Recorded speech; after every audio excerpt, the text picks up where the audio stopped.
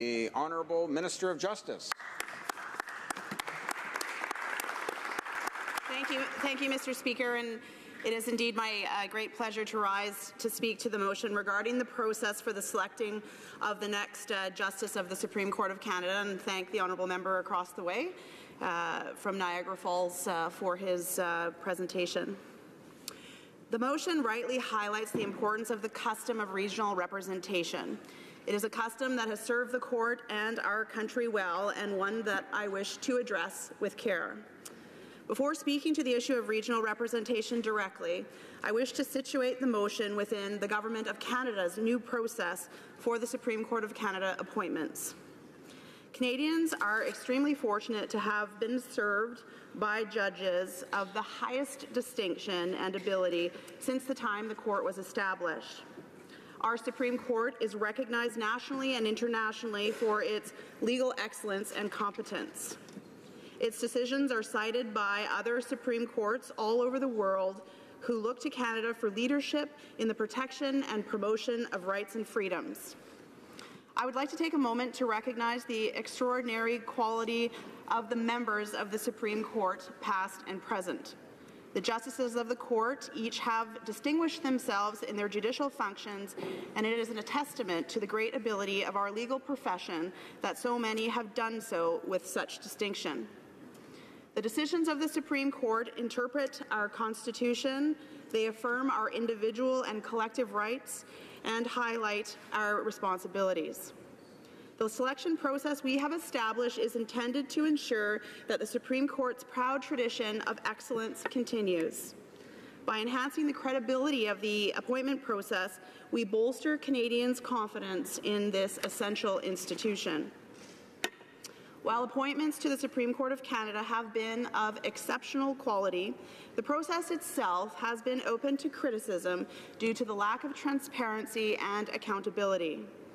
Canadians deserve an open and rigorous appointments process which will enhance public confidence in our highest court. The Government of Canada is therefore extremely proud to have put in place a new appointments process for the Supreme Court that is open, inclusive, and accountable to Canadians. Our new process achieves transparency in a number of ways, including providing detailed public information on the steps to be taken and the criteria that will be used to assess candidates. The identity of those making the assessments has also been made public. Making the process and the criteria for decision-making publicly known ensures that decision-makers can be held to account. To further bolster accountability, the Chair of the Advisory Board and I will appear before Parliament to discuss the selection process and explain the Government's choice of nominee. The Government's process has achieved an unprecedented level of transparency and inclusiveness by allowing any qualified Canadian lawyer or judge to submit their candidacy through an open application process. The body charged with identifying a short list of exceptional candidates is also inclusive in nature. As honourable members are aware, the heart of our new process is a 7-member independent advisory board on Supreme Court of Canada judicial appointments. The advisory board includes a retired judge nominated by the Canadian Judicial Council, 2 lawyers, one nominated by the Canadian Bar Association and the other by the Federation of Law Societies of Canada, and a legal scholar nominated by the Council of Canadian Law Deans. The other 3 members, including 2 non-lawyers, have been nominated by myself as Minister of Justice. The composition of the advisory board was designed to ensure that the candidates would be assessed by a non-partisan, independent body to ensure that the board includes the depth of experience, expertise, and diversity necessary to effectively apply the assessment criteria. In this regard, representation from the judiciary and the legal community provides critical input into assessing the professional qualifications of candidates. The lay members, who are prominent and well-respected Canadians, ensure a broader perspective and help bring the diversity of views to the board's deliberations. We have carefully selected members with a view to ensuring gender balance, diversity, including linguistic diversity, and regional balance in the committee's composition. It is important to emphasize that the board do not participate to represent particular interests of constituencies. Rather, their role is to bring their diverse backgrounds and viewpoints to bear in identifying the best candidates. The critical task of the Advisory Board is to provide the Prime Minister with non-binding recommendations of 3 to 5 qualified candidates and functionally bilingual candidates for consideration, and that must include candidates from Atlantic Canada. The period for applications has closed on August the 24th, and since that date, the Advisory Board has been evaluating the candidates in accordance with the published set of criteria which relate to skills, experience, quality of the candidates, need, and to excel in our final Court of Appeal. The criteria also relate to the institutional needs of the Supreme Court.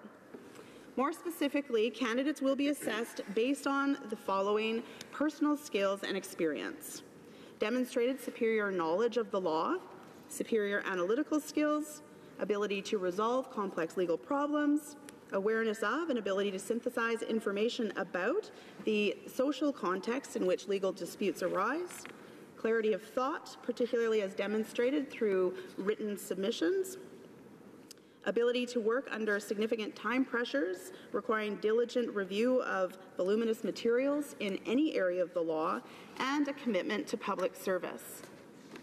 Applicants will also be assessed based on the following personal qualities: an irreproachable personal and professional integrity, respect and consideration of others, ability to appreciate a diversity of views, perspectives, and life experiences, including those relating to groups historically disadvantaged by Canadian society, moral courage, discretion, and open-mindedness.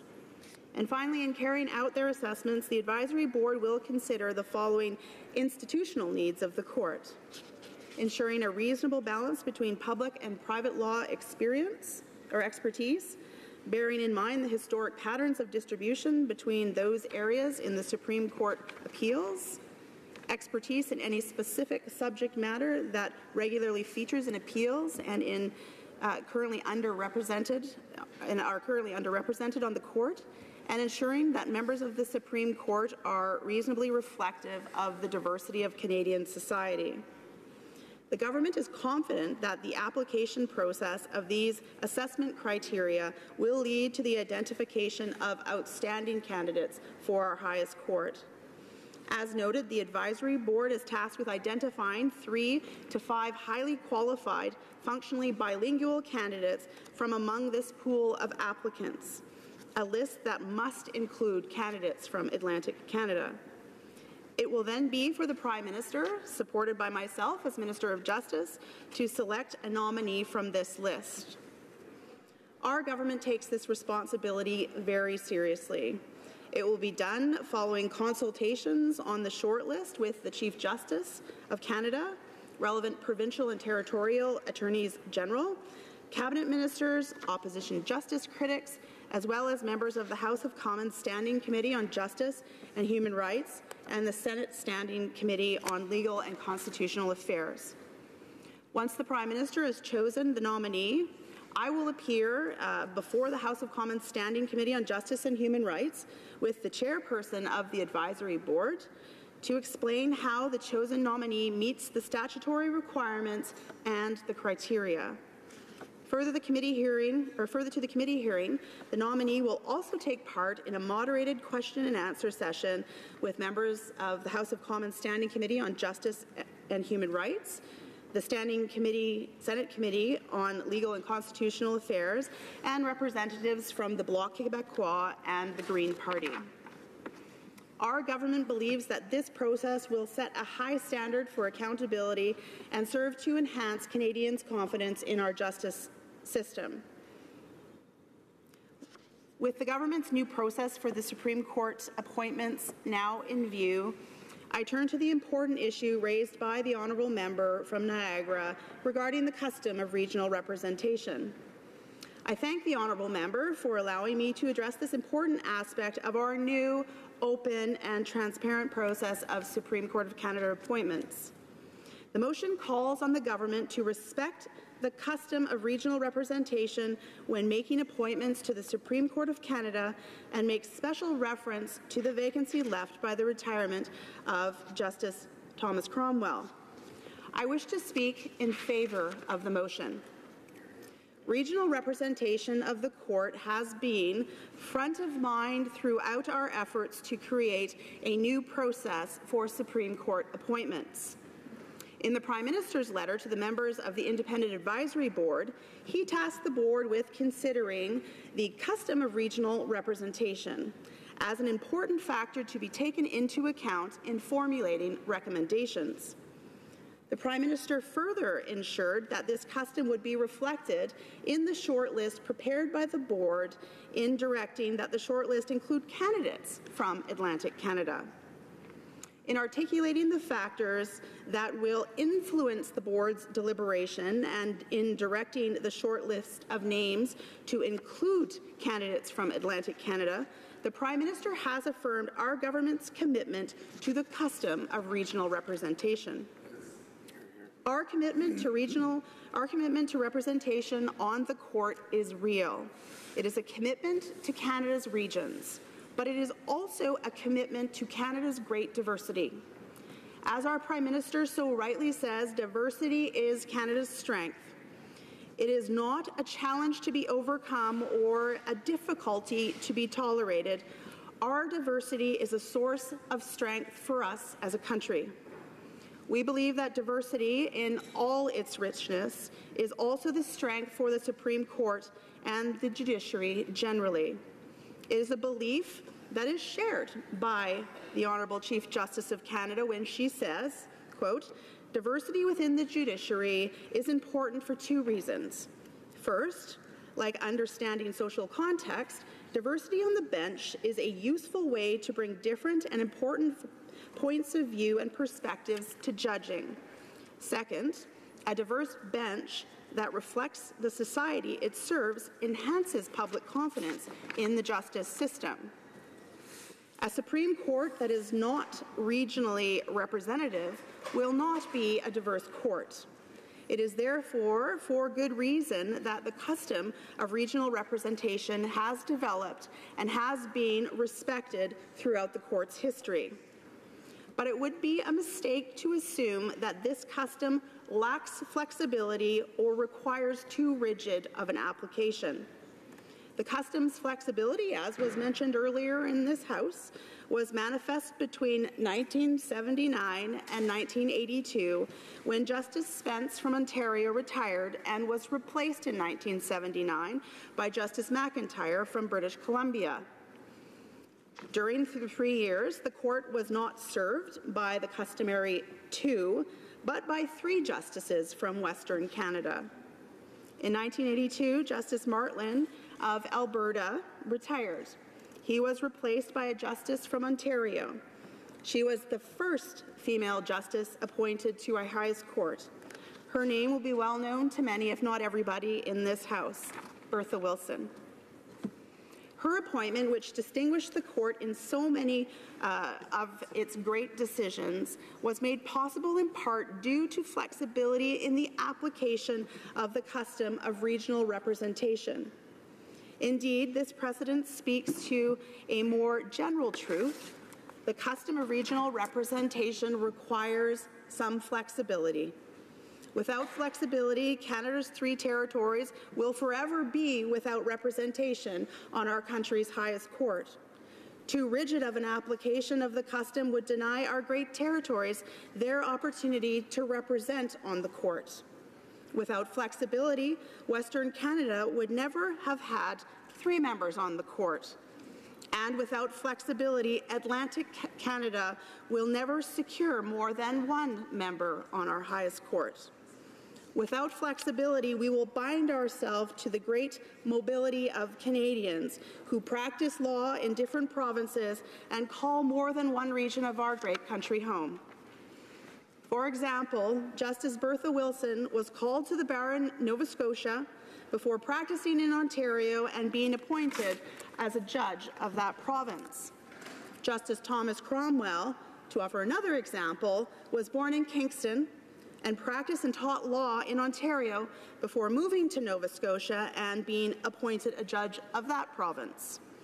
These experiences by Justices Cromwell and Wilson, and by so many other lawyers and justices across our region, our many jurisdictions, enrich perspectives and contributions to the law. We must not be tempted to discount them by too quickly or to simply classify Canadians into one or another region and denying their allegiances to another of our great regions. We must not be tempted to lose sight of the flexibility in the custom of regional representation. In speaking in favour of this motion, I highlight the government's commitment to a Supreme Court that is representative of Canada's regions and Canada's great diversity. I am confident that this new, open and transparent process for Supreme Court appointments, Atlantic and indeed all Canadians will see themselves reflected in this essential and esteemed national institution. As a member of this House and as a Canadian, I look forward to the news of the Prime Minister's ultimate decision and to the opportunity to hear directly from the candidate. It is incredibly exciting to be part of a process to appoint the next Supreme Court of Canada Justice. Thank you, Mr. Speaker.